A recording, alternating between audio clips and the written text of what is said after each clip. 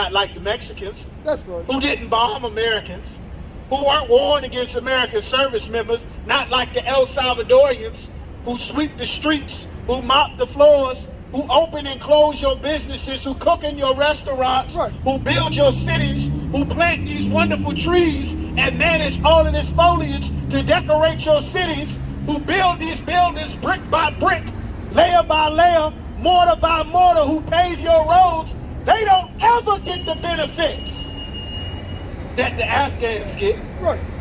that the Ukrainians get, That's right. that the Arabs get. You know who else doesn't start from zero every generation, Uraj? The East Indians.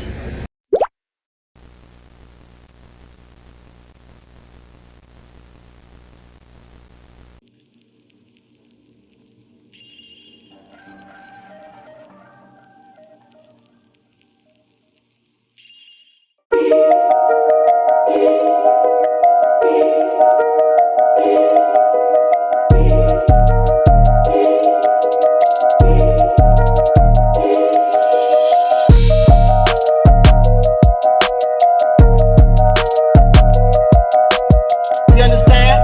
I know some of y'all remember the 80s and 90s. Gentrify your community. Following the things inside this world by following this adulthood. Why? That is something that happens here. That's not something that happens. Well, we used to have black students with black teachers and black administrators and black principals for black kids. And you say someone. And you know who is not starting over at the beginning every generation? You know who not starting over, Yagadar? Who's that? The Chinese. Right. That's right. The Chinese aren't starting from zero in America. They having babies here too. You know who else not starting from zero? The Ukrainians. That's right. Right. They don't start from zero when they get to America. They ain't starting from zero. They're not starting from zero at all. You know who else not going to start from zero? The Afghans. That's right. The Afghans get dropped off in America, and guess what, brothers and sisters? Guess what, sis? All of that money they take out of your taxes for your businesses, for every dollar you make, they taking about 60 cents. Right. And guess who is getting all of that money? It's not going to your nephew that don't have a job. That's right. It's not going to your niece who trying to get her career started. That's right. It's not going to the graduates from the HBCUs, from Virginia State and Virginia Union and Norfolk State and Hampton. It ain't going to black people. It's going to the Afghans. Right. And you know why the Afghans are important?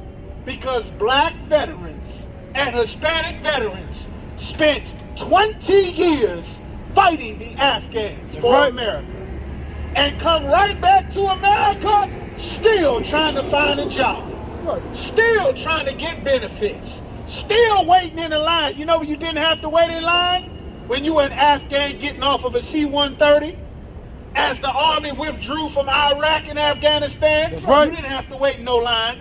Not like the Mexicans, That's right. who didn't bomb Americans, who weren't warring against American service members, not like the El Salvadorians, who sweep the streets, who mop the floors, who open and close your businesses, who cook in your restaurants, Right. who build your cities, who plant these wonderful trees and manage all of this foliage to decorate your cities, who build these buildings brick by brick, layer by layer, mortar by mortar, who pave your roads.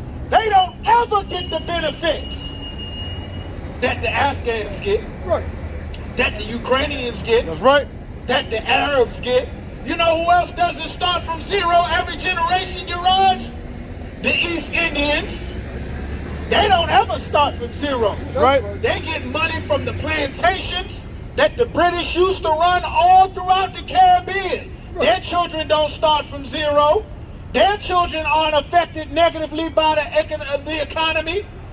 Their children don't lose their neighborhoods. Right. Their schools don't lose their funding. Their teachers don't get fired several times during the school year.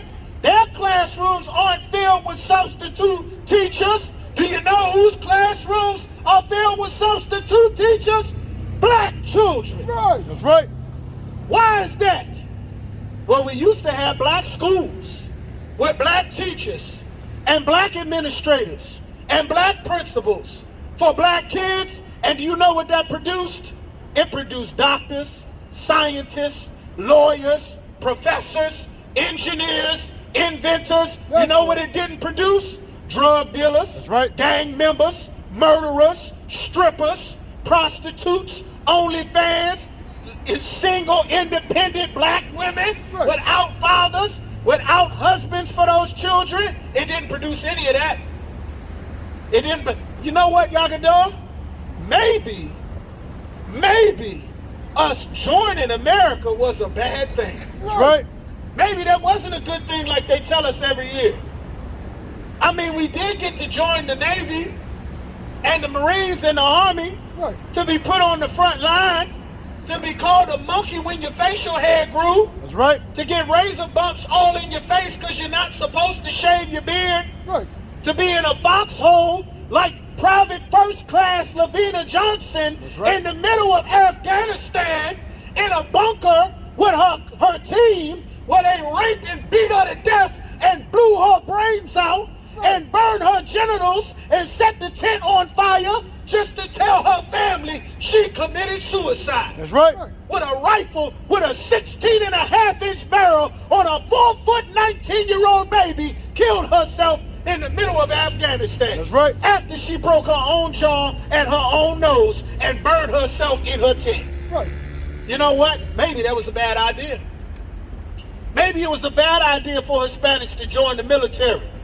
Let's ask the family of Vanessa Gillian, who complained about being sexually harassed. By the way, if you join America's Navy as you pledge for that flag, just know they're reporting about 1,000 rapes every single week.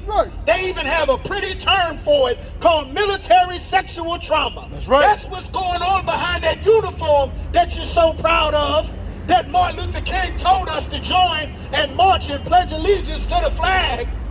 Mass sexual assault.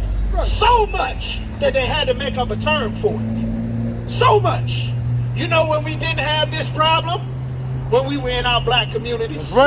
Being our own military. To deal with our own families, with our own teachers,